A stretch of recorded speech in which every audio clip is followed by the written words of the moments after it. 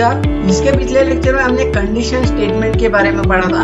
अब इस लेक्चर में हम जानेंगे कि लूप्स क्या होते हैं। तो बेसिकली जो भी हम अगर मान लो आपको अगर एक आधा वीडियो पसंद आया या फिर एक आधा गाना आपको पसंद आया तो आप क्या कर देते हो, उस गाने को रिपीट लगाने के लिए लूप पर लगा देते हो। इससे क्या होता है, वो स्पेसिफिक गाना है तो वो एंड होने के बाद भी क्या होता है, चलते रहता है।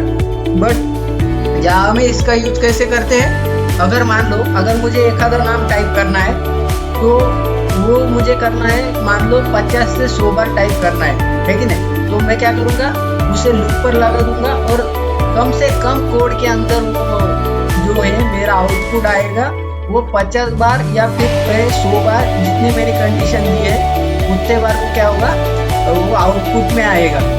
तो कम से कम कोड के अंदर उस कोड को या फिर कहे उस कंडीशन को टर्मिनेट करने के लिए जो प्रोसेस किया जाता है उसे हम क्या कहते हैं, लूप कहते हैं, लेकिन नहीं। एंड इसकी डेफिनेशन भी पढ़ लेते हैं। Loops in Java are a process that execute a block of a statement repeatedly until a termination condition is meet. यानी कि ये क्या होता है, एक स्पेसिफिक ब्लॉक होता है स्टेटमेंट्स का, जब तक कि उसे एक स्पेसिफिक कंडीशन मिल नहीं जाती तब तक वो क्या होगा, रिपीट करते रहेगा। और उसकी दूसरी स्टेटमेंट पढ़ लेते हैं। In simple word, loop in Java is used to execute the same block of the statement repeatedly. Each execution of the loop is called iteration of in Java. यानी कि क्या, loops in Java is used execute same block of statement. Same block of statement यानी कि अगर मेरे को मानो, अगर मुझे 1 से 10 तक की प्रिंटिंग करनी है मेरे आउटपुट में, तो मैं क्या करूँगा, तो मैं इंटीजर लूँगा, इंटीजर वैल्यू लूँगा। तो वो क्या होगा, डाटा टाइप सेम ही डाटा टाइप होगा, उसको क्या होगा, वो रन करते जाएगा।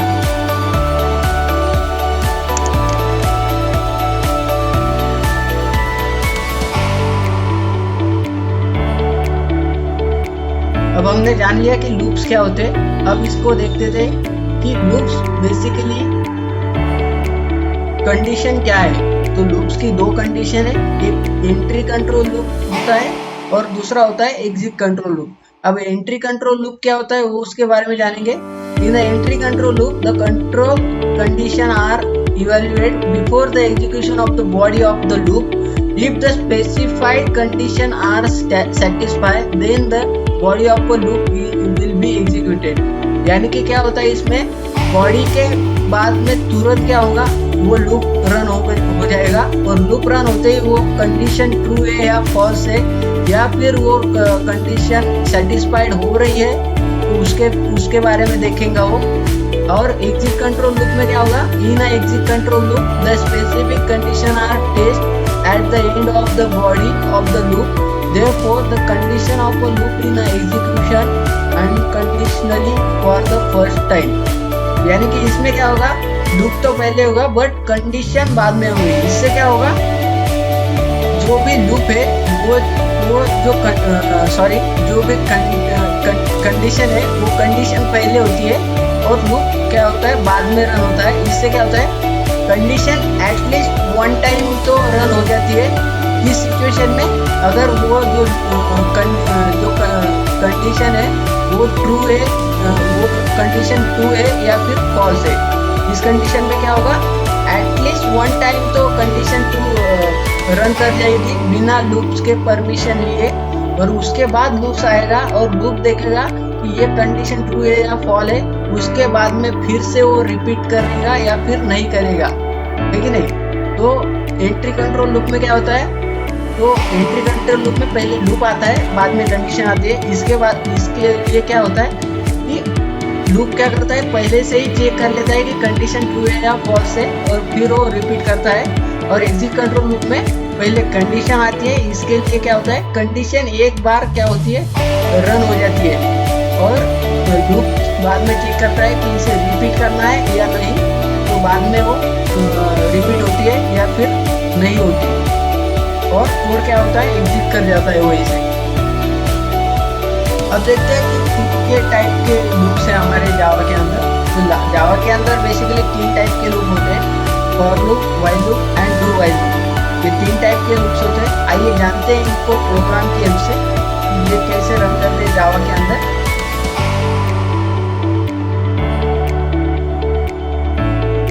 अब सबसे पहले जान लेते हैं कि व्हाइल लूप्स क्या होता है और उसका प्रोग्राम हम देखेंगे बाद में। While loops in Java is the most fundamental loop statement that repeat the statement for a series of statements as long as specific conditional expression evaluate to true। यानी कि जब तक स्पेसिफिक कंडीशन तक हमारा लूप रन नहीं हो जाता या फिर स्पेसिफिक कंडीशन हमें मिल नहीं जाती, तब तक क्या होगा, वो जो हमारे प्रोग्राम का ब्लॉक होगा, फंक्शन का ब्लॉक, वो क्या होगा, रिपीट होते रहेगा व्हाइल लूप के अंदर। और उसका एक मेन नोट्स पढ़ लेते हैं। मेन नोट क्या है उसकी, और Java while loop is the simplest of all the loop structure which is entry control loop statement.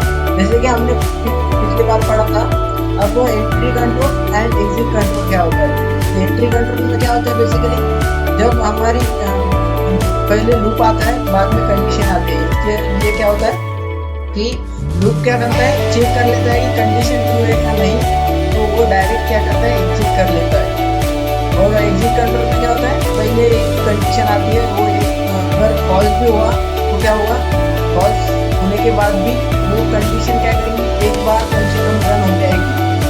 और इस तरह जो व्हाइल लूप हमारा क्या है, व्हाइल लूप क्या है, एंट्री कंट्रोल लूप है। तो चलिए देखते हैं कि प्रोग्राम के थ्रू व्हाइल लूप से हम अपने 1 से 10 तक नंबर कैसे प्रिंट कर सकते हैं, या फिर कोई भी अगर मुझे नाम लिखना हो तो वो कैसे प्रिंट करा जा सकता है व्हाइल लूप की मदद से। तो उसके प्रोग्राम हम देखेंगे अब। तो अब हमें हमारे IDE में आ जाना है, इंटीग्रेटेड डेवलपमेंट किट में, जो है मेरे पास है VS कोड का। तो इसमें हम क्या करेंगे, पहले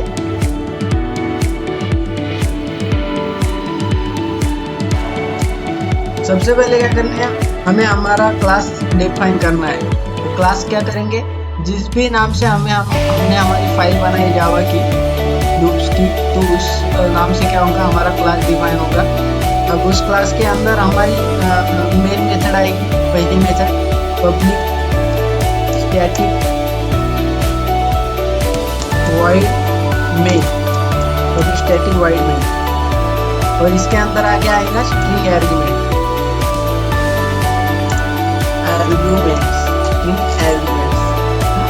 और इसको स्क्वायर ब्रैकेट से हम क्लोज कर देंगे। अब इसको ओपन करेंगे। अब इस मेथड के अंदर जो है हम क्या करेंगे, हमारी कंडीशन को हम सेटिस्फाई कर रहे होंगे या फिर हम रन कर रहे होंगे। अब यहाँ पर कंडीशन क्या देनी है, हमें सबसे पहले लिखना होगा, एक वेरिएबल लेंगे सबसे पहले। तो मैंने लिया इंट, वेरिएबल का नाम क्या देंगे, वेरिएबल का नाम मैं दे रहा हूँ यहाँ पर n इज इक्वल्स टू। अब यहाँ पर मुझे कहाँ तक प्रिंट करनी है वैल्यू, 1 से 10 तक, यानी कि जिस स्टेप तक जाना है उस स्टेप की वेरिएबल को हमें वैल्यू देनी होगी 1 से 10 तक। तो यहाँ पर मैंने 10 लिख दिया। अब यहाँ पर मुझे और एक वेरिएबल लेना पड़ेगा जो कि काम करेगा उसे बढ़ाने का या फिर उसे इंक्रीमेंट डिक्रीमेंट करने का काम करेगा, दूसरा वेरिएबल। तो मैं सिंपली दूसरा वेरिएबल दे दूंगा int I इक्वल्स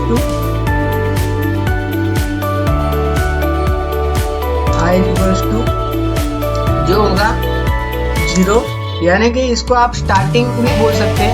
इसके बदौलत ही क्या होगा, वो वैल्यूज क्या होगी, आगे सरक रही होगी या फिर पीछे सरक रही होगी स्टेप बाय स्टेप।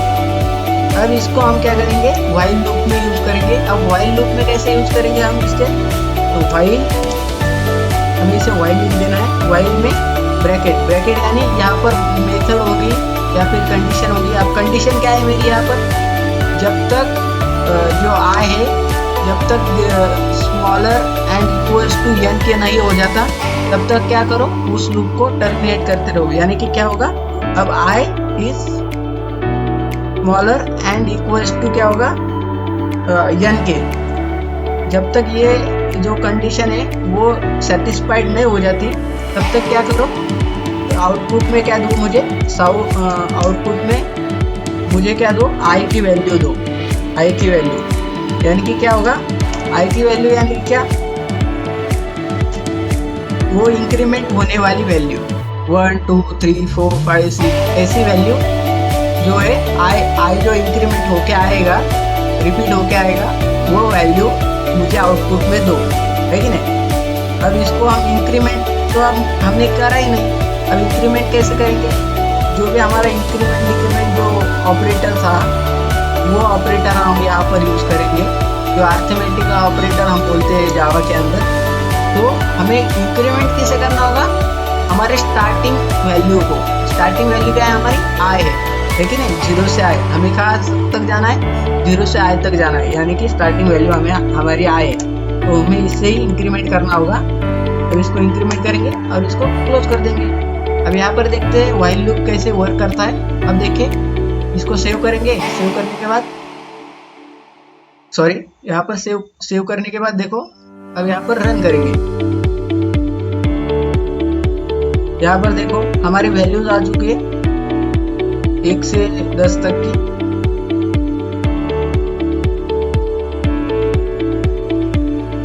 यहाँ पर देखो 0 1 2 3 4 5 6 7 8 9 10।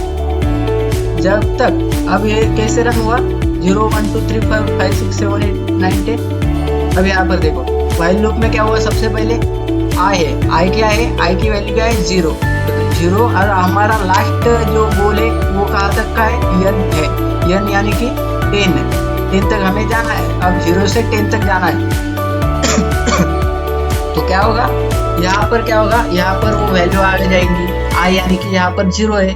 अब यहाँ पर इंक्रीमेंट होगा, अब इंक्रीमेंट होके क्या होगा, 1 होगा, फिर यहाँ पर रिपीट होगा, फिर यहाँ पर क्या होगी, 1 वैल्यू आ जाएंगी, और 1 वैल्यू क्या होगी, फिर इंक्रीमेंट होगी। अब इंक्रीमेंट होगी तो फिर उसका 2 हो जाएगा, फिर व्हाइल में क्या होगा, उस कंडीशन को सेटिस्फाई करने के लिए फिर से रिपीट होगा।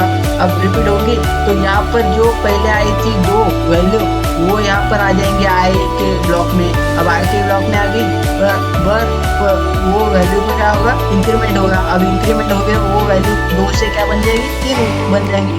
ऐसे ही 1 2 3 4 5 6 7 8 9 10, जब तक कि हमारा लास्ट पोजीशन आ नहीं जाता तब तक क्या होगा, वो वैल्यू क्या होगी, रिपीट होते रहेंगे।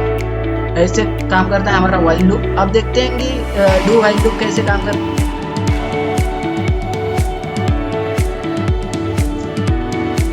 अब हम जानते हैं डू व्हाइल लूप के बारे में कि बेसिकली डू व्हाइल लूप कैसे काम करता है जावा के अंदर। Do while loop in Java is a variant form of while loop. It is the same as while loop except that the execute the body of the loop first and then evaluate the loop continue condition। यानी कि इसका मतलब क्या है कि पहले यहाँ पर बॉडी आएगी, बाद में क्या होगा, लूप की कंडीशन रन हो जाएगी। और इनका सेकंड में नोट्स क्या है, इन while loop statement the test condition evaluate first before the loop body executed। यानी कि कंडीशन इवैल्यूएट क्या पहले होगी और बाद में क्या होगा, लूप की बॉडी आ जाएंगी।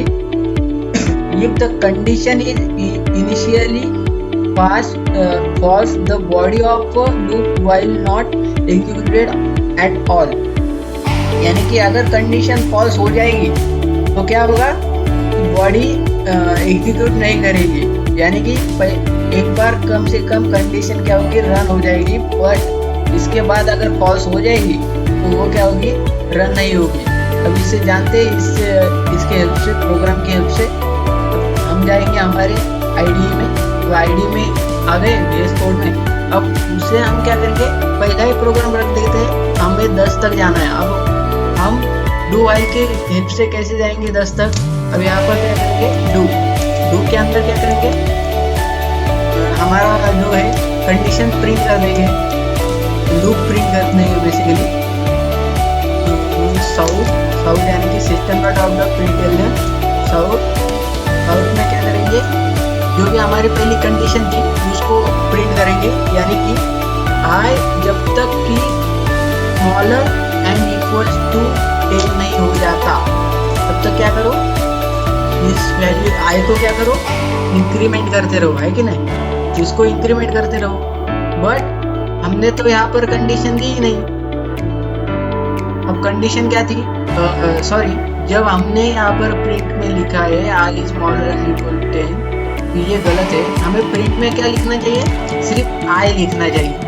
क्या है, क्योंकि उस वैल्यू को ही हमें आउटपुट में चाहिए, क्योंकि वो वैल्यू हमें आउटपुट में चाहिए 1 2 3 4 5 6, वो इंक्रीमेंट होके क्या होगी, वो आउटपुट में आ जाएगी।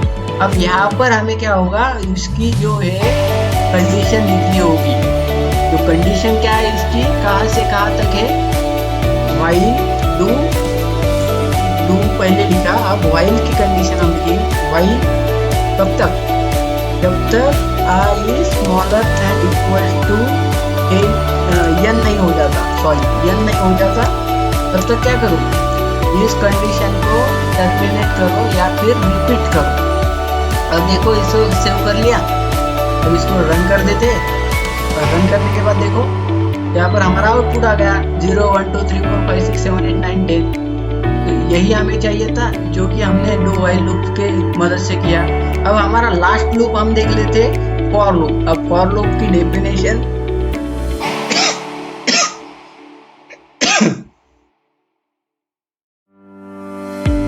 अब हम हमारा लास्ट लूप देखेंगे, फॉर लूप इसका नाम है। अब फॉर लूप क्या है, अब for loop in Java is entry control loop structure that execute a set of a statement fixed number of a time। यानी कि यहाँ पर क्या है, एक एग्जीक्यूट कब करता है, ये statement fix number of a time. तो इसमें भी जो व्हाइल लूप होता है उसी की तरह ये काम करता है, व्हाइल लूप की तरह। बट ये क्या है, एक स्पेसिफिक कंडीशन को लेकर चलता है अपने साथ। A fork statement provide a more concise system for creating loops which execute a block of statement as long as condition is true। अब इसको दोबारा पढ़ लेते हैं। A fork statement provide a more concise system for syntax for creating a loop which execute block of a statement as long as the condition is true। इसमें क्या होता है, हमें ज़्यादा से ज़्यादा कंडीशंस को सेटिस्फाई करने के लिए ज़्यादा से ज़्यादा लंबा कोड हम लिख सकते हैं, या फिर कहें ज़्यादा से ज़्यादा लंबी जो है कंडीशन हम इसमें एग्जीक्यूट कर सकते हैं फॉर लूप में, और वो भी बिल्कुल कम से कम कोड के अंदर। अब देख लेते हैं इसका सिंटैक्स क्या है। अब इसका सिंटैक्स देखें तो यहाँ पर देखो, पहले इनिशियलाइज करेंगे, बाद में उस कंडीशन को टेस्ट करेंगे, अगर वो फॉल्स होगी तो यहीं से एग्जीक्यूट कर जाएगी, अगर वो ट्रू हो गई तो बॉडी में वो लूप क्या होगा, वो टर्मिनेट होके क्या होगा, यहाँ पर आकर क्या होगा, वो एग्जीक्यूट कर जाएगा, है कि नहीं। अब यहाँ पर इसकी जो है स्ट्रक्चर देख लेते हैं बेसिकली कैसा होता है फॉर लूप का। अब फॉर लूप में क्या होगा, initialize test condition and interaction, यानी कि जो आई होगा, आई की वैल्यू क्या होगी, 0 हो गई सपोज। और टेस्ट कंडीशन में क्या होगा, कंडीशन जो हमने I is smaller than equal to 10 लिया था, स्मॉलर देन इक्वल टू जो हमने n लिया था, n वो हो गई कंडीशन। इनिशियलाइजेशन समझ में आया, कंडीशन समझा। और इटरेशन क्या होता है, इटरेशन दो प्रकार के होते हैं, एक तो इंक्रीमेंट और दूसरा होता है डिक्रीमेंट। ये दो प्रकार के जो होते हैं वो इटरेशन होते हैं। अब इटरेशन होते हैं यानी कि रिपीटेशन लूप्स होते हैं, इंक्रीमेंट कर करके या फिर डिक्रीमेंट कर करके हम इसे ला सकते हैं। अब यहाँ पर क्या होगा, जो है वो बॉडी क्या होगी, वो स्टेटमेंट हमें दर्शा रही होगी, या तो फिर क्या होगा, वो एग्जीक्यूट कर जाएगी पहले ही स्टेटमेंट को दर्शाने से पहले, यानी कि वो पहले स्टेटमेंट को एग्जीक्यूट नहीं कर रहे होंगे अगर हमारा जो लूप होगा वो फॉल्स में आएगा तो। अब देखते हैं इसको भी, फॉर लूप को हम प्रोग्रामिंग की हेल्प से। अब प्रोग्राम में हम जाएंगे हमारे फॉर लूप के लिए। अब यहाँ पर आ गए, इस प्रोग्राम को मैं हटा देता हूँ व्हाइल लूप के प्रोग्राम को। अब यहाँ पर क्या करेंगे, फॉर किसके लिए, फॉर हमारे उस कंडीशन के लिए जहाँ तक हमें जाना है कि नहीं। फॉर इंट अब यहाँ पर मैंने इनिशियलाइज कर दिया पहले से इंटीजर आई इक्वल टू है हमारा 0 है। तो क्या करेंगे, यहाँ से हम इंटीजर आई को क्या करेंगे, हम यहाँ पर हटा देंगे। अब यहाँ पर हटा दिए, अब यहाँ पर इनिशियलाइज करेंगे इस ब्रैकेट के अंदर। अगर आपने बाहर भी किया है तो भी चलेगा, अगर बाहर किया है ऑलरेडी तो अंदर जो है ब्रैकेट्स के अंदर आप दोबारा नहीं कर सकते। तो यहाँ पर देखो int i is equal to क्या है हमारा 0 है कि नहीं। अब इनिशियलाइज हो गया। अब यहाँ पर कंडीशन करेंगे। कंडीशन क्या है हमारी, कंडीशन है जब तक I is smaller and equal to 10 नहीं हो जाता तब तक, ठीक है ना। अब यहाँ पर इसको इंक्रीमेंट करेंगे। इंक्रीमेंट करने के लिए क्या करेंगे, आई को इंक्रीज करेंगे प्लस प्लस देखिए। अब ऐसे ही हमारा लूप क्या होगा, इंक्रीमेंट हो जाएगा। अब यहाँ पर हमें system.out.println में क्या लिखना है, बस हमें जो वैल्यू चाहिए उसका वेरिएबल का नाम लिखना है। अब वेरिएबल का नाम क्या है, आई है। आई को ही हम इंक्रीमेंट कर रहे हैं ना, तो उसी को हम लिख देंगे, क्योंकि आई ही जो है आई क्या है वही इंक्रीमेंट हो रहा है। 1 2 3 4 कहाँ तक जा रहा है, n तक जा रहा है। तो हमें क्या चाहिए, आउटपुट में आई चाहिए जो कि रिपीट होने वाला है। अब यहाँ पर देखते हैं इसको रन करके प्रोग्राम को। अब सेव करेंगे, सेव करने के बाद इसको रन करेंगे। अब रन करने के बाद देखते हैं इसको रन होता है नहीं। अब यहाँ पर देखो, यहाँ पर हमारा जो प्रोग्राम है वो रन हो चुका है। 0 1 2 3 4 5 6 7 8 9 10 0 से 10 तक हमारी वैल्यू क्या हो गई, रन हो गई। जो कि हमारी आई की वैल्यू क्या थी, 0 होगी। और आई कहाँ से कहाँ तक गया, आई 0 से 10 तक गया, यानी कि ये लूप क्या हो गया, रिपीट हो गया जब तक आई की वैल्यू 10 नहीं आ जाती तब तक। पहले इसमें क्या हो गया, उसने लूप में कंडीशन चेक हुई। अब कंडीशन चेक की, उसको इंक्रीमेंट करा, इंक्रीमेंट करके 1 हुआ, फिर से कंडीशन चेक की, कंडीशन चेक के इसको इंक्रीमेंट करा। अब आउटपुट में उसको 2 हो गया, और 2 का इंक्रीमेंट होकर फिर से आउटपुट में क्या हो गया, 3 हो गया, फिर इंक्रीमेंट करके 4 हो गया। ऐसे करके करते 10 तक हमारी जो है इंक्रीमेंट हो गई है वैल्यू, जो कि फॉर लूप की वजह से हमने 1 से 10 तक की वैल्यू हमने प्रिंट कर दी है। तो ऐसे ही कोड को सिंपल करने के लिए ज़्यादा से ज़्यादा वैल्यूज़ को हम लिख सकते हैं। लिखने के लिए सिंपल कोड में हम फॉर लूप की मदद से उस कोड को रिपीट कर सकते हैं। और इसी के मदद से हम क्या कर रहे होंगे, जो टेबल्स होते हैं, या फिर अगर हमको मान लो 100 नंबर तक के ऑड नंबर निकालने हैं, हम इसी के मदद से निकालते हैं। इवन नंबर निकालें इसी के मदद से निकालें। इन्फिनिट जितने आपको नंबर चाहिए आप इसी की मदद से निकालते हैं। बस उसमें क्या होता है, डाटा टाइप आपका चेंज हो जाएगा। अब डाटा टाइप की आपने रेंज और ये पढ़ ली होगी तो आपको पता होगा इंटीजर डाटा टाइप कहाँ तक जाता है, फ्लोट डाटा टाइप कहाँ किस लिए यूज होता है, डबल डाटा टाइप कहाँ तक जाता है कि नहीं। तो ये था हमारा लास्ट टॉपिक जो है लूप्स। लूप में फॉर लूप जो हमारा लास्ट पॉइंट था टॉपिक में, लूप के टॉपिक में।